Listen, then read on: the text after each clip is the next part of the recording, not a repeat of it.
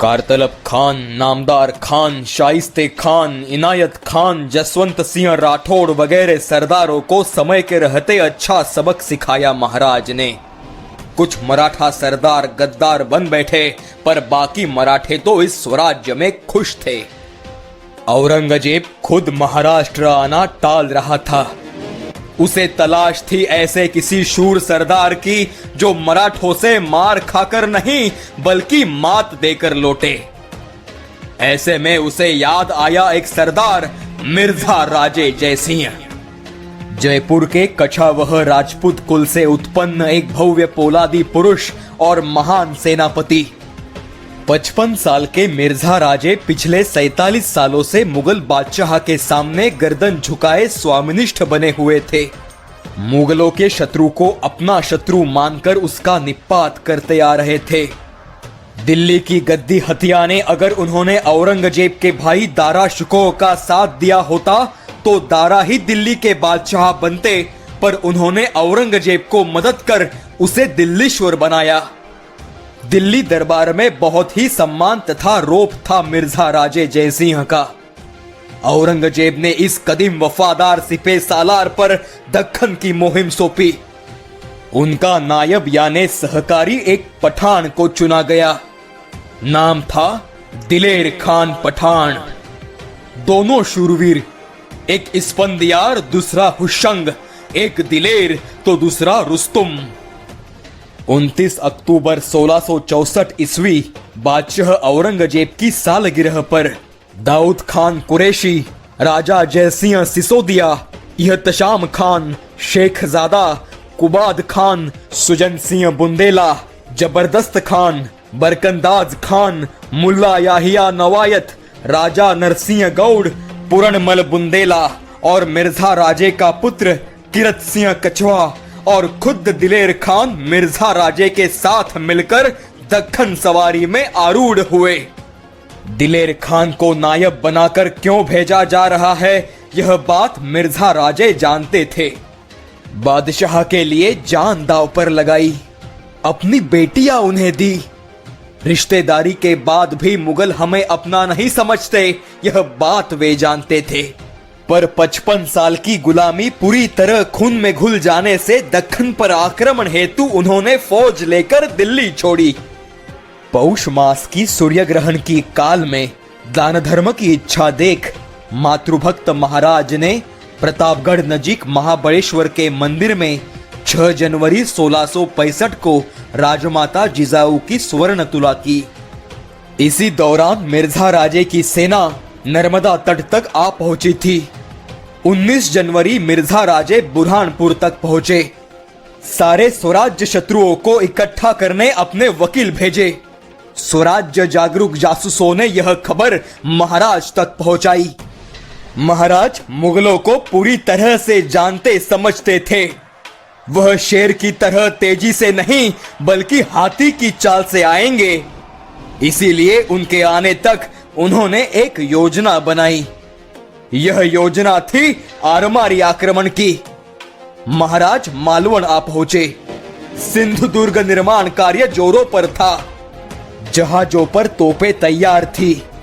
6000 सैन्य, 3 बड़े जहाज और 85 नौकाएं लेकर निकलना तय हुआ।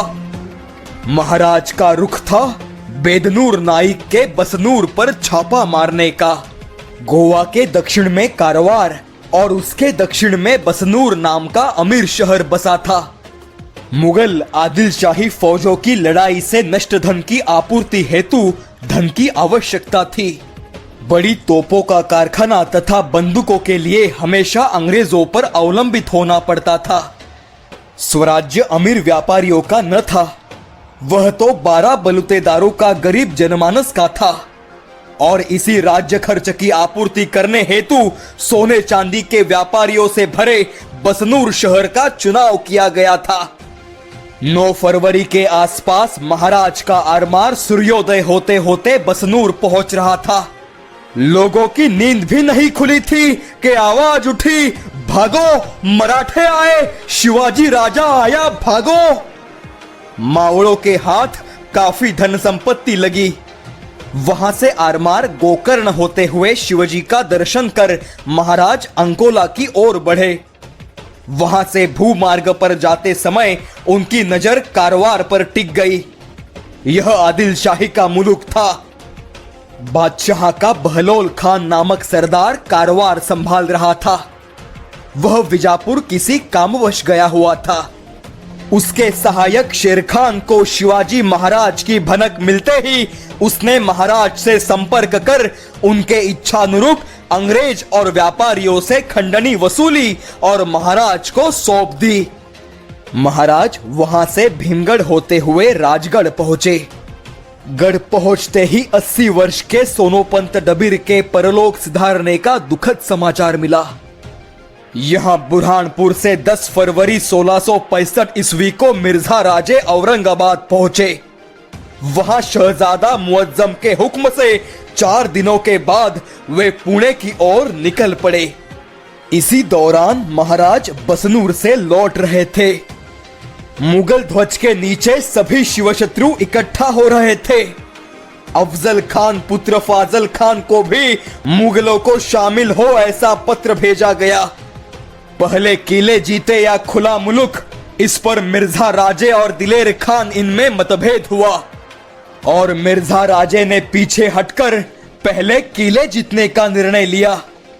3 मार्च 1665 ईस्वी को मिर्जा राजे पुणे में दाखिल हुए। कोंढाणा में मार खाकर आया जसवंत सिंह यही मिर्जा राजे को आ मिला। उसने पुणे का अमल मिर्जा राजे को सौंपकर दिल्ली की राह पकड़ी। मिर्जा राजे ने दिलेर खान की पहले किले जीतने की योजना को सहमति जताते हुए शिवाजी के किलों को घेरने की योजना बनाई। पहला किला चुना गया वह था पुरंदर। पुणे की आग्नेय दिशा में 12 कोस पर बसा किला। स्वराज्य के बाकी प्रभागों पर अपनी फौज भेजकर उसे जीतने की योजना मिर्जा राजे ने बनाई।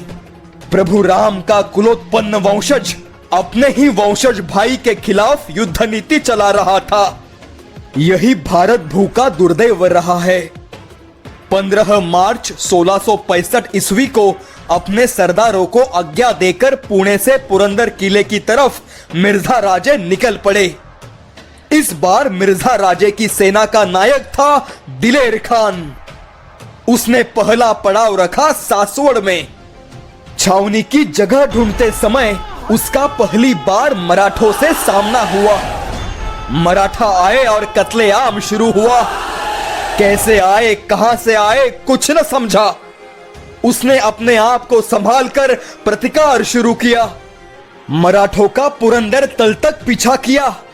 पुरंदर और उसके सामने खड़े वज्रगढ़ पर से मराठों ने मुगलों की सेना पर तोपों की बौछार शुरू की। फिर भी दिलेर खान ने सासवड़ छोड़ पुरंदर तल पर ही अपना डेरा जमाया। मिर्जा राजे को यह खबर मिलते ही उन्होंने कड़े पठार की जिम्मेदारी सरदारों पर छोड़ पुरंदर और सासवड़ के बीच नारायण पेट नजीक अपना शामियाना खड़ा किया। मिर्जा राजे ने स्वराज्य के गांव जलाए, भस्म किए। प्रजा जलने लगी। महिलाओं की इज्जत लूटी। कई पुरुषों को कैद हुई। प्रभु रामचंद्र का वंशज रावण बन कहर ढा रहा था। महाराज बड़े दुखी हुए। एक निश्चित उद्दिष्ट लेकर स्वराज्य स्थापना करने वाले महाराज सुल्तानों से कह रहे थे, धरती का बोझ हटाने मेरा जन्म हुआ है। मेरे भूमि का रक्षण करना मेरा परम कर्तव्य है और वह मैं पूरी तरह से निभाऊंगा। पुरंदर किला काफी विस्तृत तथा मजबूत था। पुरंदर के सामने वज्रगढ़ कद से पुरंदर से छोटा किला था। वहां 300 मावड़े रक्षा कर लड़ रहे थे। इन दोनों के बीच भैरव खिंड थी। स्वराज्य की एक खासियत यह थी कि किसी भी जाति का इंसान मराठा कहलाता था। उस भगवे परचम को देख जिसका जी भर आए वह हर कोई मराठा। पुरंदर पर हमले से आशंकित महाराज ने पहले ही एक ऐसे जाबाज सरदार की नियुक्ति की थी जिसका कर्तृत्व और स्वामिनिष्ठा स्वर्णाक्षरों में लिखने लायक थी। जावड़ी के घाटी में चंद्रराव मौर्य से लड़ते समय यह हीरा महाराज के हाथ लगा था। युद्ध कला में साक्षात अर्जुन सा निपुण शूरवीर मुरारबाजी देशपांडे। महाराज की आज्ञा मान वह पुरंदर पर डटा खड़ा था। दिलेर खान की सेना को शिकस्त देने की सोच रहा था।